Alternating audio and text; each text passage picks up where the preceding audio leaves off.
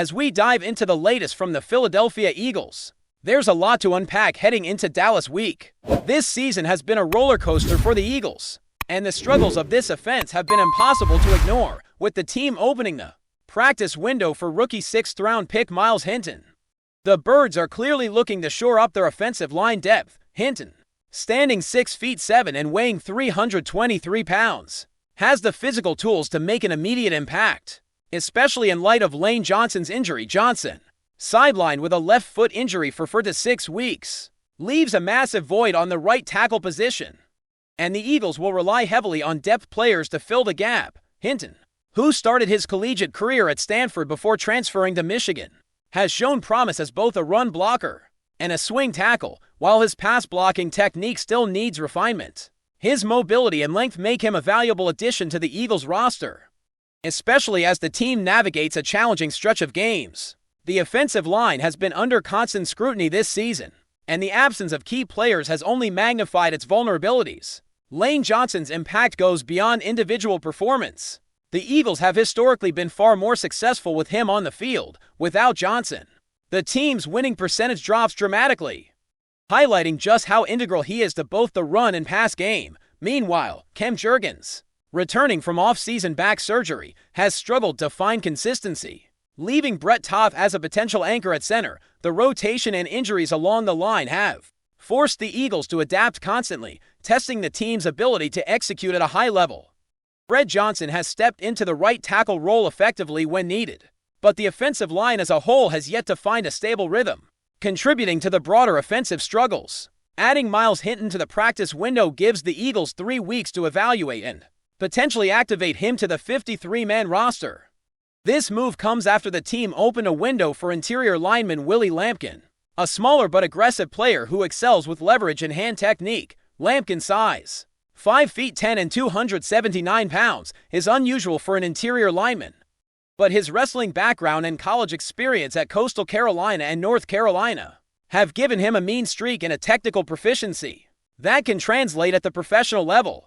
His versatility across guard and center positions makes him an intriguing developmental project for the Eagles, especially under the guidance of a coach like Jeff Stoutland. These moves indicate that Philadelphia is searching for a way to stabilize an offensive line that has been near the bottom of the league in key metrics such as sack rate, pressure rate, and run blocking efficiency. The numbers paint a clear picture: 26 sacks allowed, over 150 pressures surrendered, and a yards per carry average tied for 25th in the league.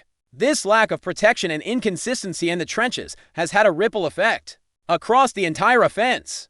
All of this sets the stage for a critical matchup against the Dallas Cowboys. The interior offensive line battle will be pivotal as the Cowboys' defensive front has received reinforcements, making it one of the top interior trios in the league. The Eagles will need their blockers to step up and give quarterback Jalen Hurts time to operate effectively. Hurts, historically a hot and cold performer, will have to be precise and aggressive, particularly given the high-octane nature of the Cowboys' offense. Philadelphia's ability to sustain drives has been compromised by poor third-down conversions and predictable passing schemes, which has further frustrated fans and analysts alike. The reliance on short, easily defended routes, like hitches, has limited the offense's creativity and prevented elite talents like A.J. Brown and Devontae Smith from fully exploiting their skill sets. Brown, in particular, thrives when given the opportunity to run diverse routes across all areas of the field. His route charts from past seasons show significant variance in alignment and direction, which often translates directly into production. This season, however, the offense has leaned heavily on straightforward, one-dimensional routes, reducing effectiveness and predictability. Part of the issue stems from the Eagles' reluctance to attack the middle of the field. Historically, targeting the space between the numbers has been essential for stretching defenses and creating mismatches, but Philadelphia has largely avoided these throws. Jalen Hurts ranks near the bottom of the league in passing attempts between 10 and 22 yards through the middle, indicating a systematic avoidance of that area. This decision is likely influenced by a philosophy of protecting the ball and minimizing risk in traffic, rather than any inherent limitation in Hurts' abilities. Observers note that the quarterback is capable of throwing across the middle, but the play calling and offensive scheme have not prioritized it, leaving a glaring gap in the offense. While hitches and outside patterns are reliable, Their overuse has made the Eagles' offense predictable, allowing defenses to anticipate plays and stifle both the run and pass game, in addition to route predictability. Spacing issues have emerged as a significant concern. Wide receivers are frequently aligned to close together, running similar routes and creating congestion, which limits separation and reduces passing windows. This approach has made it easier for defenders to anticipate targets and has hindered the team's ability to sustain drives. Advanced metrics confirm the struggles, showing that the Eagles' third down conversion rate and intermediate passing efficiency are among the worst in the league. The combination of underwhelming line play, predictable routes, and underutilized intermediate passes has created a perfect storm of offensive inefficiency. To turn things around, the Eagles must evolve their approach, incorporating more creative concepts, varying their routes, designs, and attacking all areas of the field, including the middle, to maximize the talents of players like A.J. Brown and Devontae Smith.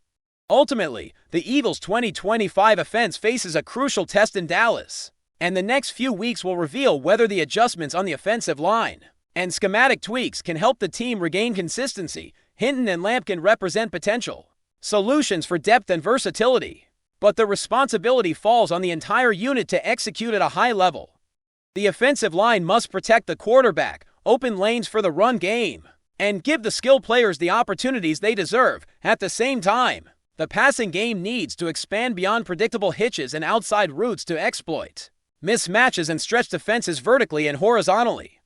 This combination of physical reinforcement and strategic evolution will be essential for the Eagles if they hope to compete effectively against the Cowboys team that now boasts one of the league's strongest interior fronts. With so much at stake, every snap will matter, and the margin for error is slim. Continuing with the Eagles' offensive challenges, one of the most glaring issues this season has been the lack of creativity in play calling, particularly when it comes to exploiting the middle of the field. While outside routes and hitches have been staples, the offense's reluctance to throw between the numbers has severely limited the options for both Jalen Hurts and the wide receivers. A.J. Brown, arguably one of the most dynamic receivers in the league, thrives when he can attack multiple areas of the field, but the current scheme restricts him to predictable patterns. This limitation allows defenders to anticipate routes and bracket the receiver effectively, neutralizing what should be a game-breaking talent. Brown's production in previous seasons, when targeted across the middle, demonstrates the lost potential. Diverse route trees and variable alignments created mismatches that led to explosive plays. Without that diversity in 2025, the Eagles' offense has been methodical, at best, often failing to capitalize on the physical and technical advantages of its skill players. It is not just the passing game that has suffered. The offensive line's inconsistency has made the run game equally unpredictable.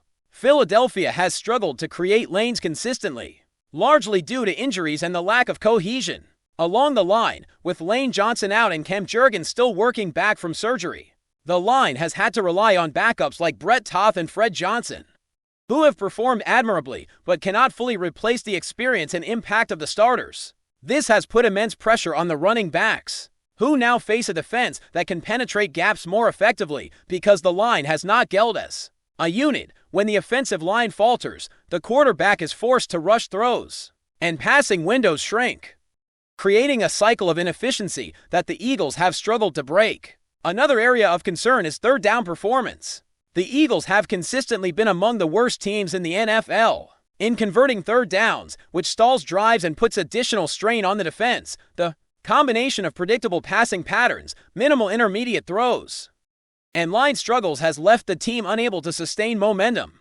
For an offense that returned 10 of 11 starters from a Super Bowl winning team, this is a stark contrast to the success they enjoyed last year. The lack of an identity has been particularly evident when the team faces defenses capable of exploiting these weaknesses. Dallas, with its upgraded interior defensive line and elite pass rushers, represents precisely the type of opponent that can capitalize on predictable play calling and line vulnerabilities. One solution lies in strategic adjustments that prioritize creativity and variation. Philadelphia needs to develop a more dynamic approach, utilizing route combinations that move receivers across the field horizontally and vertically. Incorporating crossing patterns, seams, and intermediate throws could open up the offense significantly when receivers are aligned to stretch the defense and forced into coverage conflicts. It creates opportunities not just for the pass game but also for the run game. As linebackers are drawn out of position, Jalen Hurts has the arm, strength, and mobility to execute these plays. But the offensive scheme must evolve to maximize his abilities. Without these adjustments, the Eagles risk falling into a cycle of predictability that opponents can exploit week after week. The use of rookie Myles Hinton and interior lineman Willie Lampkin could be critical to these adjustments. Hinton's size, length, and mobility make him an ideal candidate to protect Hurts and stabilize the edge, while Lampkin's leverage-based blocking style can help control the interior gaps. Both players represent potential answers to the offensive line struggles, but their success depends on how quickly they can integrate into the system and execute under game pressure. Their presence could allow for more creative play calling. By providing confidence in both pass protection and run blocking, the Eagles coaching staff faces a delicate balancing act, incorporating young talent while maintaining consistency and minimizing mistakes, particularly against high-pressure defenses like the Cowboys. Analyzing the intermediate passing game further, the Eagles have consistently underutilized the space between 10 and 22 yards downfield. Hurts' attempts in this range are among the lowest in the league over multiple seasons, a trend that significantly limits offensive versatility. Intermediate throws are crucial for maintaining defensive respect, as they prevent safeties and linebackers from crowding the line of scrimmage. By avoiding these areas, the Eagles have allowed opponents to focus on defending the short and outside routes, effectively simplifying their defensive assignments. This conservative approach may be rooted in a philosophy of minimizing turnovers, but it comes at the cost of offensive explosiveness. Properly executed intermediate passes would create mismatches, open space for after-the-catch opportunities, and allow playmakers like Brown and Smith to use their athleticism to full effect. The reliance on hitches and predictable outside patterns has also had a cascading effect on other aspects of the offense. Slot receivers and tight ends are underutilized, which reduces options in crucial situations, particularly on third down, when defenders can anticipate routes with near certainty. Even elite players cannot consistently produce. The lack of spacing exacerbates this problem, as defenders can cover multiple targets simultaneously. To break free from this limitation, the Eagles must implement route diversity and better alignment strategies, forcing defenders to defend every inch of the field rather than simply waiting for short outside patterns. These adjustments would not only improve the passing game but also enhance the running game by creating lanes and opening up cutback opportunities. FlyEaglesFly News family, smash subscribe and hit like. Your support keeps the freshest Philadelphia Eagles updates flying in.